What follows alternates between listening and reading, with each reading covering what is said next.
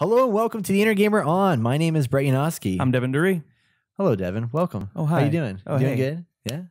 How you doing? Yeah, looking good. I like your hair. It's looking nice. I have to thank you for this hair. Oh, heck for yeah. letting me borrow your hair product last Check minute. that out. Check that out. So, hello, everybody. We are here to talk about PlayStation Experience. It took place this weekend, and it is the last big event of the year. This is pretty much it. Like this is it, this yeah. wraps up 2017 Yeah. in a nice bow. Exactly. And it was surprising this year at PlayStation Experience because typically they have some big bombs they drop. I mean, not a lot, but they drop some bombs. I mean, last year we had The Last of Us Part 2 announcement reveal. Yeah. And this year we didn't have anything new, really. I mean, we had a few little nuggets of stuff, but There's a lot of stuff that we got that wasn't necessarily like over the moon, crazy, lose your mind stuff over. Lots of exciting stuff for sure, but nothing that was going to make us kind of yeah. proverbially shit our pants. Yeah. I think PlayStation definitely, they changed it up this year. They didn't do a whole big heavy hitter list at E3. They went crazy at Paris Games Week, which was surprising. Yeah. And then dropped a lot of stuff at the Game Awards. I mean, everybody dropped stuff at the Game Awards, and then they were like, "All right, let's wrap the bow on top here for PlayStation Experience." Yeah. And go from there. So It kind of felt like there was really not much else to announce. right. Or at least nothing that was going to be, nothing that was going to be the AAA stuff, but there was still a substantial amount of things to announce, whether it be add-ons, DLC, further movement forward on games that we're already anticipating, which we have A list. list. We have a list. We of have a things. list. So let's jump into it. Let's Yeah. talk about for this. This is something that we didn't talk about in our Game Awards video, but I wanted to carry on into this because they talked about it more at PSX. But that's Dreams. So Yeah. Dreams is a game that everybody has been like wondering what happened to it. Is it dead? Is the project still alive? Where are we Still gonna up hear and stuff running. with it? But yeah, it's still here. Still ready. And they brought out a very long, I want to say 6-7 minute long gameplay demonstration Yeah. or of like what all was in the game. A real dive into the gameplay. The devs are there obviously to talk about it, Right. and really give us some insight into what people can expect to play this game. So this is a Medium Molecule game. This is the guys that made Little Big Planet. And the pitch in this game is that you can not only play games in this world, but you can also create games within the Dreams landscape. Yeah. So you can not only create like environments, but you can create what they do, the interactions that happen, apparently the cutscenes, it sounds like. I mean, basically, the lady that did the panel said that anything that you see here can be made and built in Dreams and replicated. Can essentially be replicated, Yeah. created, make your own versions thereof, kind of thing. So What do you think about this? Like, do you think this has potential? Oh, like, yeah. I mean, it definitely does, but like, yeah, like, how do you feel about when we actually get the product? Like, do you think it's going to be what we hope it's going to be, or this is this is a two-part answer. yeah, First part is looking back at what this company has done before, Little Big Planet 1 and 2. right, I played Little Big Planet, and I had a great time playing it. I am not a creator by any standpoint, at least this kind of creation game. I didn't mess with any of like Halo's Forge. I didn't mess with any of like Little Big Planet's level design, and you can make your own levels and all that kind of stuff. I don't do Mario Maker. My creation comes from a D&D standpoint where I can just say all the shit I want is like you to see. Yeah. And, boom, you see it. Now this takes a meticulous like eye and attention to detail. yeah, But I will gladly play all the people's levels that you guys make out there. So get to making. But no, there is in the gamers community, there is some brilliant minds out there that I know with just the color palette, the aesthetics, the sounds, the music, all of that. People are going to be creating unbelievable stuff, just jaw-dropping stuff. I can already tell, right, and I really cannot wait to play in those levels. yeah. I mean, I remember when I was playing Planet Coaster, that gives you a lot of creativity and the types of You could build your own roller coasters. You can build your own theme park places that aren't roller coasters. You can create all of that and really go all out with like special effects and animations as you're riding the ride and stuff like that, which was surprisingly deep considering what I saw in the game. Like I didn't realize there was that level of depth to it. So I'm just curious how that's going to translate to the actual game itself when we get it. But they did say 2018 it's going to be here sometime in 2018. We don't know when yet, but you can create everything and it looks amazing. So we'll see how that goes. So then we had Concrete Genie, and that game was just awesome. I mean, it's a very cool, pretty looking game. Yeah, the trailer alone was something you can tell is going to be very engaging visually. This one's going to be all about the aesthetics. I mean, yeah, the gameplay looks fun, especially all the interactive elements with just the environment, what you paint on the brick walls and whatever else. Like, awesome. Yeah, it was amazing to see the animations and stuff as they were like drawing up the wall and like it was animating in such an in-depth way, and then you like create grass across the bottom and stuff, and that grass starts like waving and stuff as you're painting it. It's a very cool looking experience, but I'll be curious to see what the actual gameplay is like beyond just creating stuff, you know, and what that's gonna be like in the world. Well, and I wonder about that with the creatures portion of it, because you see some of them like kind of interact with you, right?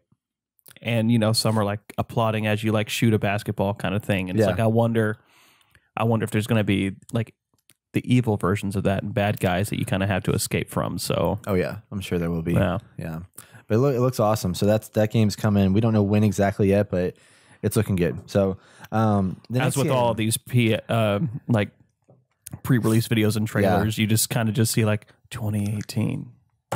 Yeah, sometime. Which I'm glad. I'd rather see. In a way, I'd rather see that than like considerable amount of delays, you know, on a date. Yeah. So at least I know, okay, roughly sometime it's going to come here. Just hopefully they actually make it on the 2018 date itself and not say, oh, end of the year. By the way, 2019. Sorry, but JK. The other one that was really cool is Donut County. Man, this is a game made by a guy named Ben Esposito, and he worked on What Remains of Edith Finch, which we talked about earlier this year. One of our favorite games of this last year. Won Best Narrative at the Game Awards, which is really awesome. Exciting for them. But this game is, what was the game that you said it was similar to? Katamari Damacy. Okay. Katamari Damacy. Man. So I had never seen that before, but this does look just like that. I mean, the art style is beautiful. It's very simple and clean. Reminds me of Monument Valley, actually. And you have a hole, and as you collect things in the hole gets bigger, and then things that you collect in the hole have environmental effects in the hole. So if you collect like a furnace, you can catch the hole on fire and burn things as they gather inside. So it's just like trying to grow that hole and get things bigger and bigger. So I don't really know what the end goal is other than just see how big you can get the hole. But it sounds like Katamari Damacy is the same kind of deal.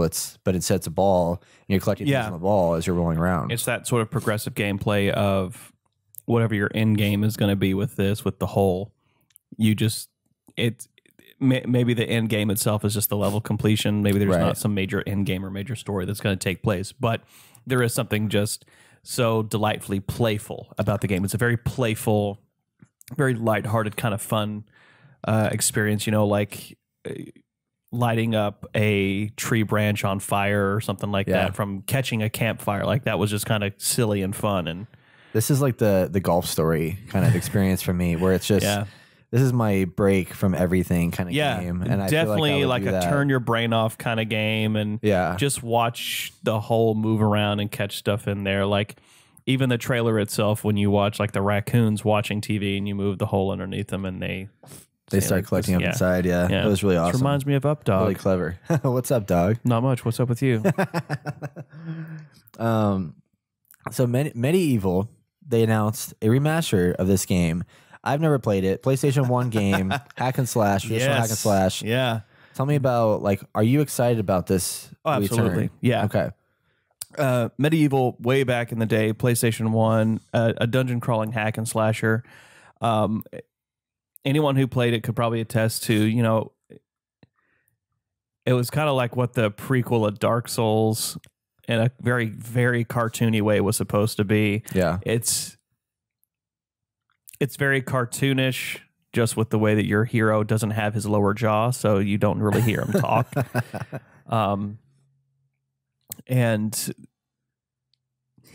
it was PS1, so it didn't look great, but you're fighting blocked-looking zombies, and you hear them just groan and stuff. Collect coins and souls and just treasure stuff and runes and whatnot. It's a fun hack and slash dungeon crawler kind of game. It's like it's like an undead version of Zelda. I guess I could kind of equate it to. So the fact that they're making another one for Sony's PlayStation I'm in, man. Yeah, absolutely. We're doing this, doing a remastered. So that'll be fun. I'm excited for that.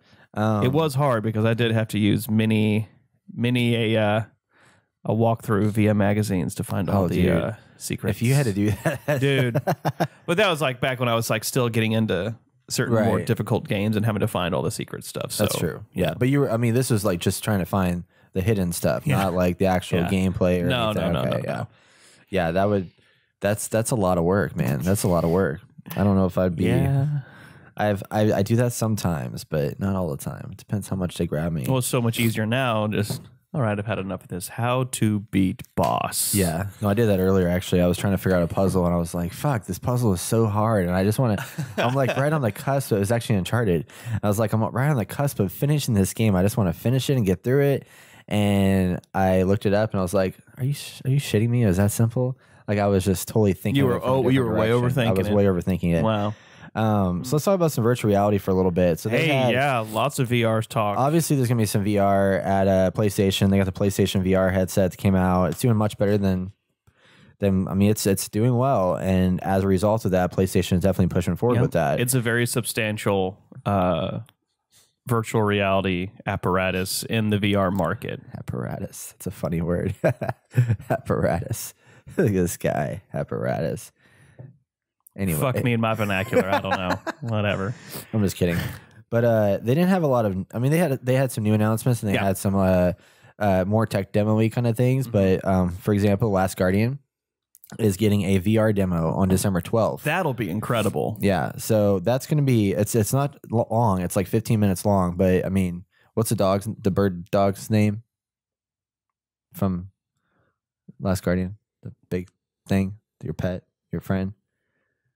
Yep. Are you blanking? Or yep. Oh shit! Devin forgot something. Damn, that's crazy. Anyway, well, that big bird dog's name. Imagine looking up at him, like, because I mean, he was huge, and just being able to be like, oh my gosh, look at that guy. He's up there. That's gonna be cool. They're also making Wipeout Omega Collection, I believe, is gonna be in VR. So if you like Wipeout and you have that game, like, you can just download a VR version of that. So I like that they're still doing similar things like that. If you own the regular version of the game, if you have the VR headset, there's going to be free content you can download later that is in VR. Trico, there we go. I was going to say Eco, but that's like Team Eco, right? Or Team Ico or whatever. Yeah, so it's inspired by that, of course. But damn it. Then there's a developing company that we had on our podcast, First Contact Entertainment. They did ROM Extraction. And they have announced that they're doing a 4v4 cooperative shooter game called Firewall. And this is coming out maybe next year. Yeah. The demo showed some stuff. We've met this company personally before. We've played their game, ROM Extraction. If you haven't, if you do have VR capabilities and you can get ROM Extraction, do so. I'm very loyal to these guys. This sounds fun, and plus 4-player co-op. I'm in. Right, I'm in, man. And it's cool because they say it supports a PSVR aim controller too, so you can like walk around with your guns and stuff with your buddies. And imagine like all 4 of you in the same room, hooked up to your 4 TVs in like every corner, and trying to like. Actually, that would probably be a dangerous thing. Don't do that. Don't try this at home, kids. No, do it. Totally do it. Do it right now. Set up the room. Then rifle butt your buddy in the face. Yeah, bro. Gosh. That'd be terrible.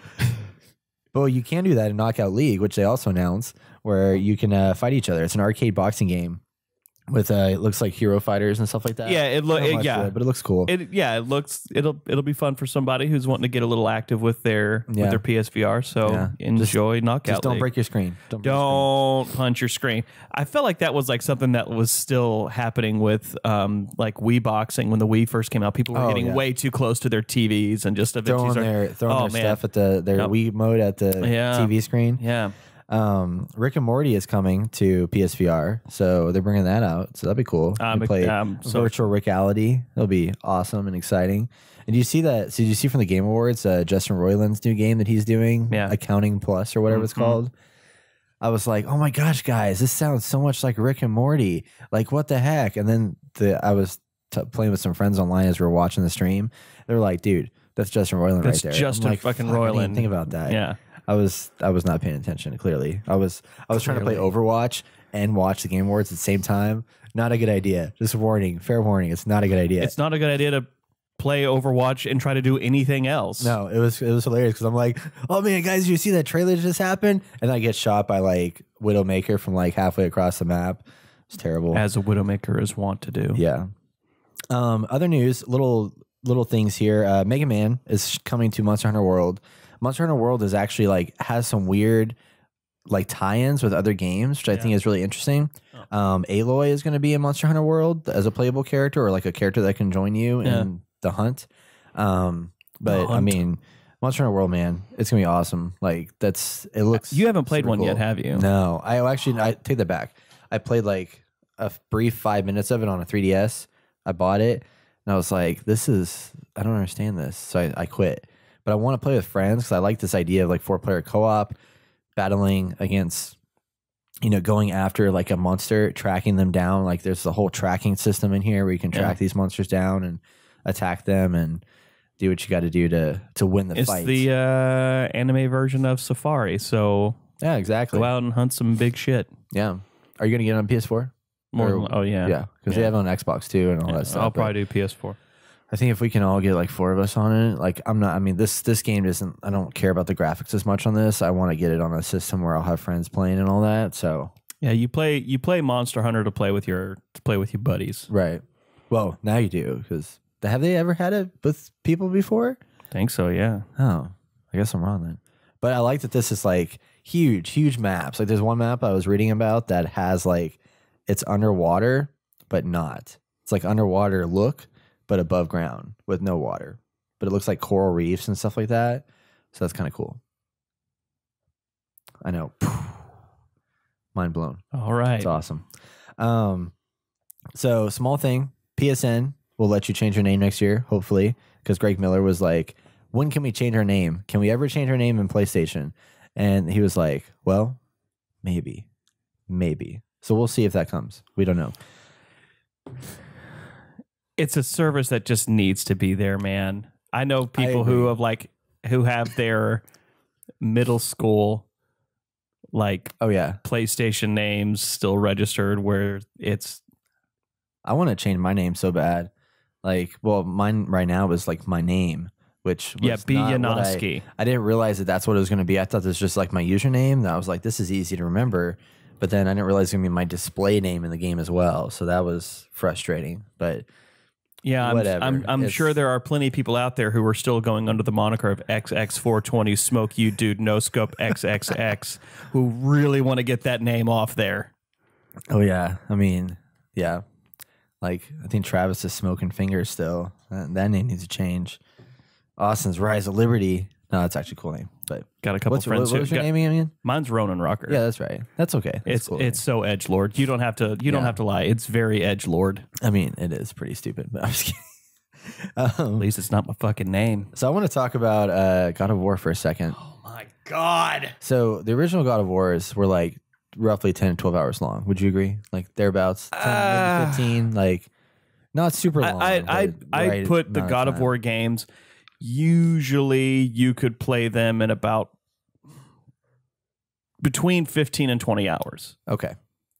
If you're doing a really good playthrough, yeah, you do 15 to 20 hours. Well, when you're doing a regular playthrough, double that. Yeah, and that's God of War, the new one. 35 to 40 hours is the average playtime, supposedly. And I will probably double that and put in 80. Yeah. No, that was insane. Like, it's amazing to see the breadth of content that they're starting to put in these games. I think that I think they also, they need to really pick up the pace from what they did after the end of the trilogy with God of War 3. Right. And now we're swapping over. We're obviously in the Norse pantheon. So there's a lot of lore to go along there. A lot of strange history when it comes to the Norse pantheon. And right. I'm interested to see how Kratos is going to interact with all of that, because he can't just go around killing some of these gods, because some of them are already dead. Maybe ? I don't know. Anyway. Yeah. No, it looks really cool. I'm excited to see the level of depth in this game, and hopefully it's not too crazy. Like this is like a big boss heavy kind of game too, right? Well, it's I don't necessarily want to say the button masher, because this definitely does not look button masher like the previous God of War games were. But this looks like more methodical with your combat. Much more methodical, because you don't have two freaking wild whirly-durly chains. You have an axe, and then you just beating the hell out of whatever's in front of you. So it's much more methodical. And yeah, the boss battles were super intense, but it was also about like the hordes of enemies that would come at you. Like, right.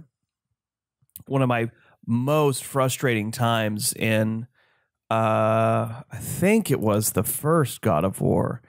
But you basically had to, like, there was an elevator that was stuck at the top, and to bring it down to the bottom, you had to grab the chain in the center of it and pull your way down. But as you're pulling your way down, spikes were lowering from the top, and there were just like hundreds of little skeletons that just kept running up to you and like stabbing at you. And it was like, it sounds stressful. Oh, sounds very stressful. It's very much white knuckle gaming. I love it. Of course you do. You will probably hate that. There's something out there for everyone. Not this one. But what is out there for everyone is Detroit Become Human. This game I'm really excited about. So they revealed a more extended demo to showcase the options that you have as you're playing through the game. So this one, you're following the role of Carter, which is an android who is coming to basically be a hostage negotiator with another android who has a girl out on the ledge. This android Connor sounds very close to Bill and Ted's Excellent Adventure actor. I don't know who the actor He was in The is. Matrix. Oh, Keanu Reeves. Oh, really? You don't hear it? Are you serious? Maybe. My name's Connor. Well, I mean, but Keanu Reeves is like even more like crazy. I never thought about. I forget that he was in Bill and Ted's Excellent Adventure. That just doesn't make sense to me. Like I see him as Neo, and then John Wick. Like that's all I see. You can see him as John Wick. I will allow that. But Bill and Ted's Excellent Adventure, man. I never saw it, so I don't know. Dids. Yeah, I know. Whatever. I know. Pop culture, man. Anyways. Anyway. This demo that we got to see, if you haven't seen it, go back and watch it. But you get to see all the decisions that you, the character, make, and the actions that you take. They all have consequences. The guy playing it was like picking up a fish and putting it back in a water tank.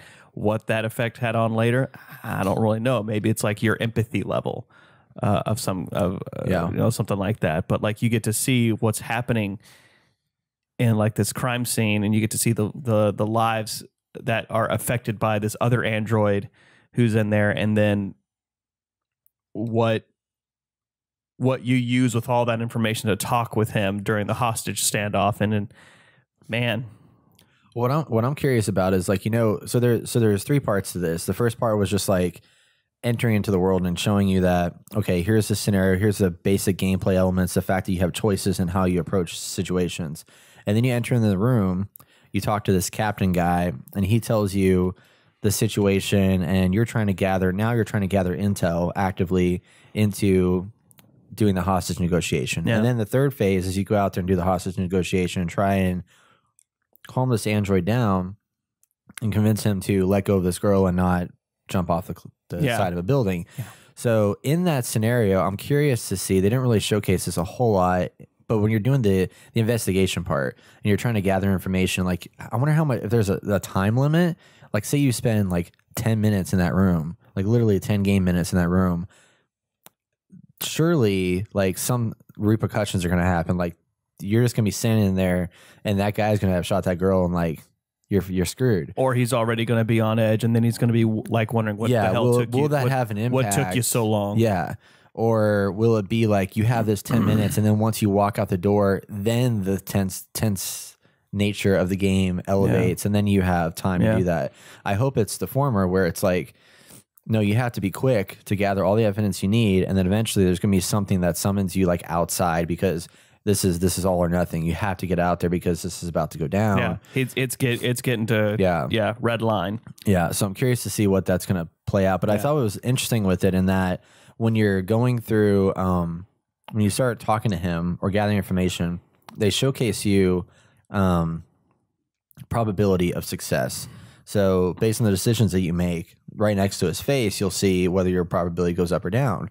And you know instantly. So you have instant feedback of like, oh crap. So like the tension is really high. Yeah. If you start seeing that probability drop, you're like, oh fuck, what am I going to do? What probability am I of gonna do? success 37. I'm going to kill someone. Yeah. Whereas like games like Telltale, you say like, this person will remember this. Yeah. You don't know what level Clementine will remember that effect that will have. But this is like, okay, like if I'm less than 50%, like I'm screwed. Like, I'm I might as screwed. well quit and Yeah. like start back from the previous checkpoint. This is going to be difficult to pull off. Yeah. So it's, I like this. This is very much from like Heavy Rain. That whole, all the decisions you make, gathering the intel and the interactions with the other NPCs and how you can make choices of how you talk with them. But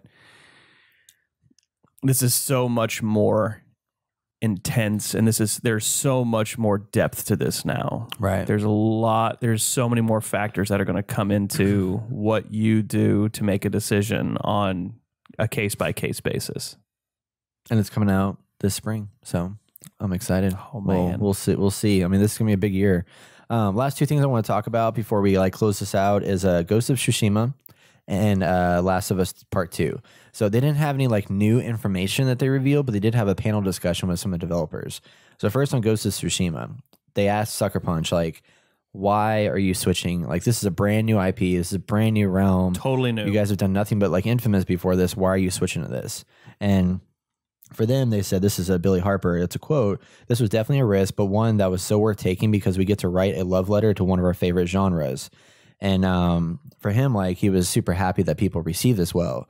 And in building it, they went out to Japan and actually, spent time with the Japanese culture. And I even have a studio out there that helps them to make sure that they're keeping in line with, because they're not a Japanese development studio. So they're like, we have to figure this out. Yeah. Funny story that they mentioned in there. He went out there and part of the culture was like he handed him this business card to one of these government officials that he met while he was out there on the visit. And somehow it got into the hands of somebody that it ended up being published in a local newspaper of Sucker Punch is here and here's why they're here. And it almost leaked this game before it was time to leak because he didn't know that was going to happen. He was just trying to be nice and was like, hey, here's my card. Yeah, here's my card like if you need anything. Like a something, yeah. And so he said that was close. They almost had it published, but not quite because they're not supposed to publish a business card in there. But somebody apparently got hold of it and was going to like leak it. And that would have been bad. But I'm excited for this game. I'm really pumped to see what they do with it. And man, like you could tell Sucker Punch is a good developer. They're like super talented, and I'm anxious to see what kind of new things they bring to the table with this experience. Exploring a new IP is always a little nerve-wracking, a little dangerous in some ways, but it's a company that has a pedigree of positivity behind them. So I definitely look forward to this. Yeah. So last thing we have is Naughty Dog and The Last of Us Part 2. Obviously, there's nothing new that they showcase, but they talked about that trailer that they revealed, which had like nothing to do with the original cast. Yeah, exactly. So apparently they have Haley Rose is one of the writers, and she was one of the writers of Westworld. So she's working on this project, which I think is really interesting. And she was talking about the transition between going from TV to video games. And Druckmann asked her what the fail state for a scenario would be. And Rose didn't understand this at the time. But like basically like, you know, you're now writing stories in situations where there's choice involved, player choice involved. So you have to come up with, you can't just control the story. It's controlled by the character a little bit. So what are those different scenarios going to be?